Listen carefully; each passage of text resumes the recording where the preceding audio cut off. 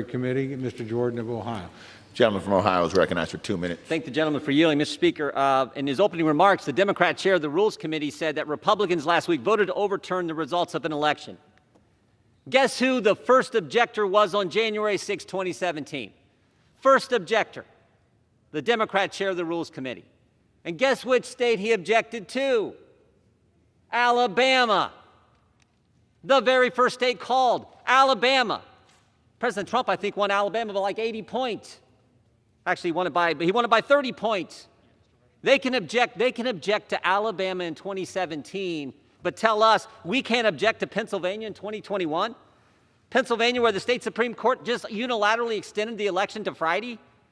Pennsylvania, where the Secretary of State unilaterally changed the rules, went around the legislature in unconstitutional fashion? Pennsylvania, where county clerks in some counties, and you can imagine which counties they were, let people fix their ballots against the law, cure their ballots, their mail-in ballots, direct violation of the law. And they tell us we tried to overturn the election. Guess who the second objector was in 2017? The individual managing the impeachment for the Democrats. Americans are tired of the double standard. They are so tired of it. Democrats object to more states in 2017 than Republicans did last week, but somehow we're wrong. Democrats can raise bail for rioters and looters this summer, but somehow when Republicans condemn all the violence this summer, the violence last week, somehow we're wrong.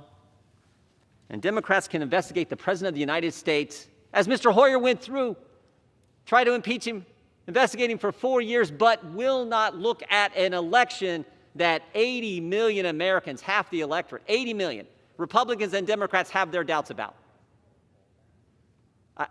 I said this last night. I do not know where all this goes, and this is frightening for the country. We should defeat this rule, and we should defeat the impeachment resolution when it comes up. Gentleman's time's expired. Gentleman from Oklahoma Reserve, gentleman from Massachusetts is recognized. Yeah. Mr. Speaker, some of us objected 4 years ago as a protest vote to raise concerns about what all of our intelligence agencies had stated clearly, that Russia interfered in our election. But what the gentleman fails to acknowledge is that we all acknowledge that Donald Trump was the president the day after the election. Hillary Clinton conceded the day after the election. None of us push conspiracy theories like some of my friends on the other side of the aisle have been doing in this president, that somehow the president won in a landslide. Give me a break. You know, yesterday in the Rules Committee, I asked the gentleman from Ohio if he would just say 5 simple words. And he was talking about healing. I said the 5 simple words that you could say that would help heal this nation are that the election was not stolen. That's it. 5 simple words. He refused.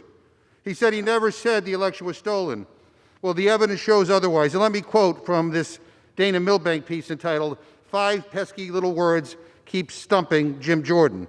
And Mr. Speaker, the bottom line is this. This Capitol was stormed. People died because of the big lies that were being told by this president and by too many people on the other side of the aisle. Enough. People should be outraged as to what happened. It was unforgivable, unconscionable. And coming up on this floor and talking about whataboutism and trying to make these false equivalencies, give me a break. The President of the United States instigated an attempted coup in this country. People died. Everybody should be outraged, whether you're a Democrat or Republican. If this is not an impeachable offense, I don't know what the hell is. This president is not fit to remain in office. With that, I yield 1 minute to the gentleman from Oregon, Mr. DeFazio.